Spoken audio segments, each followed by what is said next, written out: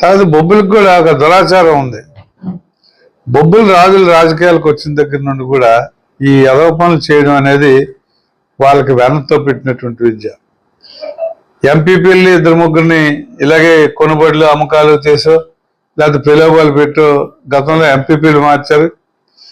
వీరు వైసీపీ పార్టీలో ఎమ్మెల్యేలుగా నెగ్గి ఈ కోర్టులో స్టేట్మెంట్ ఇచ్చి రామభద్రపురంలో స్టేట్మెంట్ ఇచ్చి మరుసటి రోజు పొద్దుటేసరికల్లా తెలుగుదేశం పార్టీలో చేరి మంత్రి పదవి సంపాదించినటువంటి వ్యక్తులు ఈ బొబ్బుల రాజకీయాల్లో ఇవాళ ప్రధాన పాత్ర పోషిస్తున్నటువంటి సుజి కృష్ణ రంగారావు కానీ, ఇవాళ వాళ్ళ తమ్ముడు కుమార్ కృష్ణ రంగారావు కానీ ఇలాంటి వెధవ పనులకి వాళ్ళు ప్రోత్సహించడం. ప్రజాస్వామ్యం అంటే వాళ్ళకి నిజంగా నమ్మకం ఉందా, లేకపోతే వాళ్ళ డబ్బు మదంతోనే మనం ఏది చేసినా చెల్లుతుంది అనేటువంటి పరిస్థితులు. ఇప్పుడైతే గత ఎన్నికలు చూస్తే ఆ డబ్బు మదంతోనే ఏది చేసినా చెల్లుతుంది అనేది ప్రజల తీర్పు కూడా అలాగే ఇచ్చారు. అంచేత వాళ్ళు అనుకున్నదే కరెక్ట్ అని వాళ్ళు అనుకోవచ్చు, తప్పని మారాటోళ్ళకి అనిపించేటువంటి పరిస్థితి ఉంటాయి. ఏదేమైనప్పటికీ కూడా నేను మరొకసారి మీ ద్వారా వెళ్ళినటువంటి కౌన్సిలర్లందరికీ విజ్ఞప్తి చేస్తున్నాను.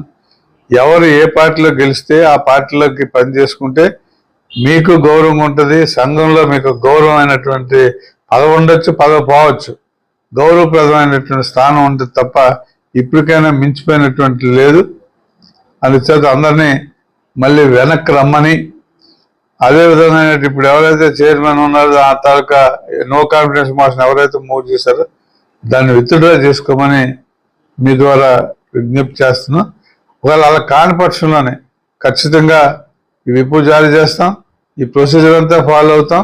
ఖచ్చితంగా రేపు 29వ తారీఖుని మేమే గెలుస్తున్నాం.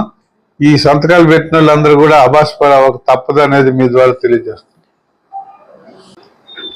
ఇలాంటి చర్యలకి మనం పాల్పడకూడదని చెప్పి వాళ్ళకైనా అనిపించాలా, లేకపోతే తర్వాత ప్రజలు ఏం చేస్తారనేది ఇక. అందుకే మా గురువు గారు ఒక ఆయన చెప్పేవారు, రాజకీయాల్లో మర్డర్ లేదు సూసైడే అని. అచ్చత ఈ వాళ్ళ భవిష్యత్తుని తర్వాత సుదీర్ఘంగా 40 సంవత్సరాలు రాజకీయ పార్టీలో నాతో పాటు ఉండేటువంటి వ్యక్తులు ఉన్నారు. గతసారే ఫ్రెష్గా ఈ మున్సిపల్ ఎన్నికలకే టికెట్లు పొందిన వాళ్ళు ఉన్నారు. అలాగే 25-30 సంవత్సరాల నుండి రాజకీయాలు చేసినటువంటి వ్యక్తులు కూడా ఉన్నారు. ఇందులో ఇప్పుడు నేను చెప్పినటువంటి విషయాలు ఎవరికి తెలియదని నేనైతే అనుకోవడం లేదు. కానీ ఇవన్నీ చట్టపరమైనటువంటి ఆలోచనలు తెలిసినప్పటికి కూడా వాళ్ళకి వీటికి అన్నిటికన్నా అతీతమైన